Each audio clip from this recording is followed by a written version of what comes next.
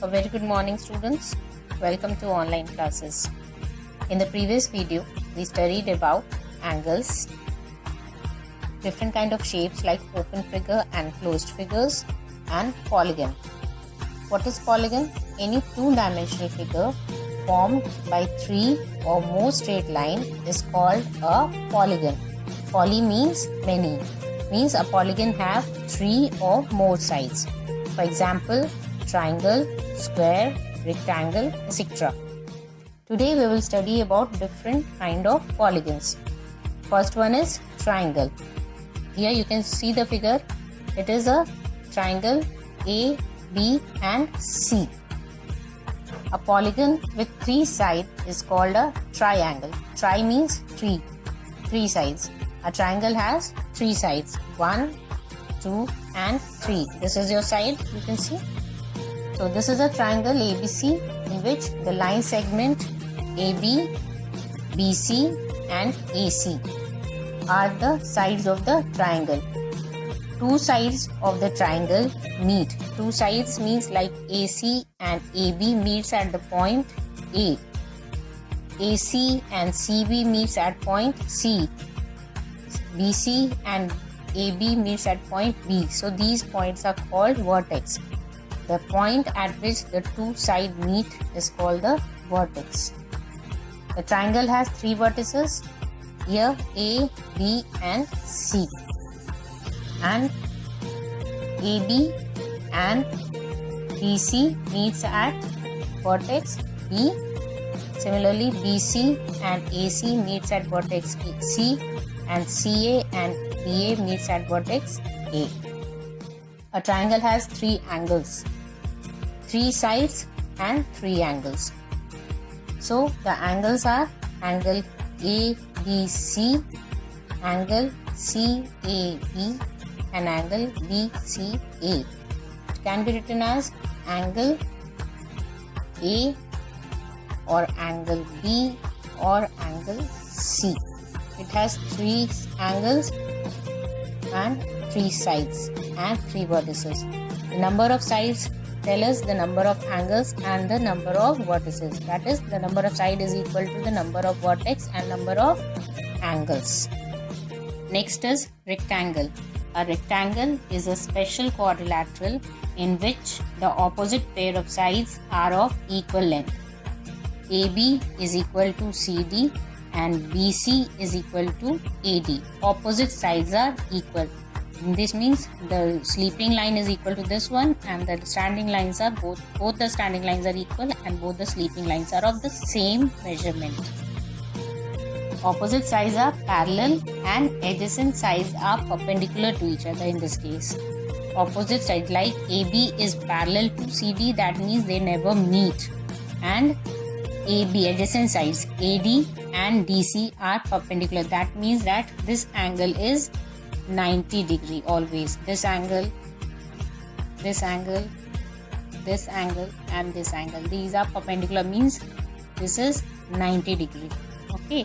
So a rectangle is a closed figure with four sides in which opposite sides are equal and the adjacent sides are always at perpendicular to each other and opposite sides are equal and parallel to each other.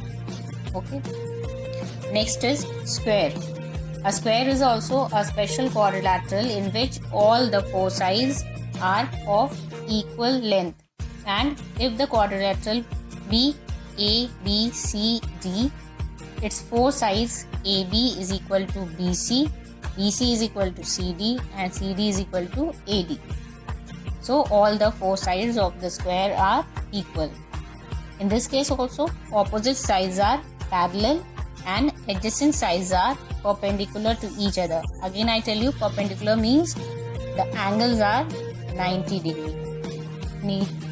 Each of the angles are 90 degree here. All angle A, angle B, angle C and angle D. All the angles are 90 degree. Two sides are said to be adjacent if they share a common vertex. That is, two sides, this and this side. It has a common vertex A. DA and BA meets at point A. This is the vertex of the this figure, that is square, and this is the adjacent sides. So a square has all its sides equal and the angles are 90 degree.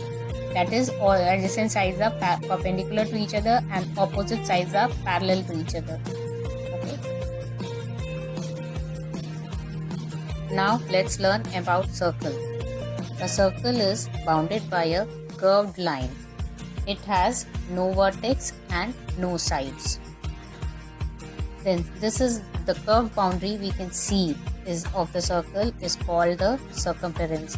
This curved boundary is called the circumference of the circle. Circumference. It defines the shape of the circle and it is the length of the boundary of the circle.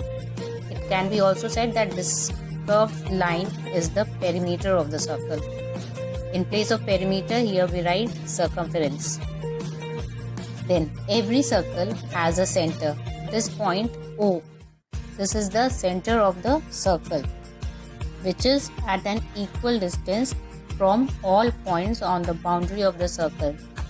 This point is at equal distance from the boundary. This line from here you can draw, like here you can draw anywhere on the circle. This way, it is at equal distance from the boundary. Then radius. The radius of the circle is the line segment drawn from the center to any point on the boundary of the circle. This OA, it is the radius of the circle. It is the distance from the center to a point on the boundary of the circle. Here OA is a radius and the plural of radius is radii. That is, more than one radius is called radii. We can draw any number of radius from point O, like this, like this. This is also a radius from the center of the circle to the boundary of the circle. This forms the radius of the circle. All over the circle it is of the same distance. Then the chord. A chord MN. See here, this is the line MN. A chord is the line segment with its two endpoints lying on the circle. It may or may not pass through the center. This may pass through the center or may not pass, like the chord PQ. It passes through the center, but chord MN does not pass through the center. So it may pass through the center or may not pass through the center. Here in the figure, MN is a chord. Then diameter. A diameter is the length of the line segment passing through the center. This PQ is the diameter that passes through the center. It is a special type of chord that passes through the center. Here POQ is the diameter. This diameter PQ divides the circle into two equal halves. It is the longest chord of the circle and it is equal in length of two radii. That is, PO is one radius and OQ is another one. So these two radii forms the diameter PQ. So the two radii, that is, the diameter is equal to 2 multiplied by radius, or you can say radius is equal to diameter upon 2, and this diameter divides the circle into two equal halves. From here the circle is divided into two equal halves. Now, depending upon these formula, that is, radius is equal to diameter upon 2 and diameter is equal to 2 multiplied by radius, we can find the diameter when radius is given and radius when diameter is given. So let's solve some example to understand this. Suppose the radius of the circle given is equal to 5 centimeter. So diameter can be equal to, according to the formula, diameter is equal to 2 multiplied by radius. So this gives you 2 multiplied by 5 centimeter. Thus diameter is equal to 10 centimeter. In this way we can find the diameter when the radius is given. Now similarly, when diameter is equal to 16 meter, then radius we can find with the formula, then radius is equal to diameter upon 2. This gives you 16 meter upon 2. That is 8 meter. So thus, when diameter is equal to 16 meter, radius is equal to diameter upon 2. That gives you 16 meter upon 2. That is 8 meter. In this way, we can find the radius and diameter of the circle. With this, your chapter is over. Do complete the lesson plan given along with this video in your copy. That's all for today. Thank you and have a nice day.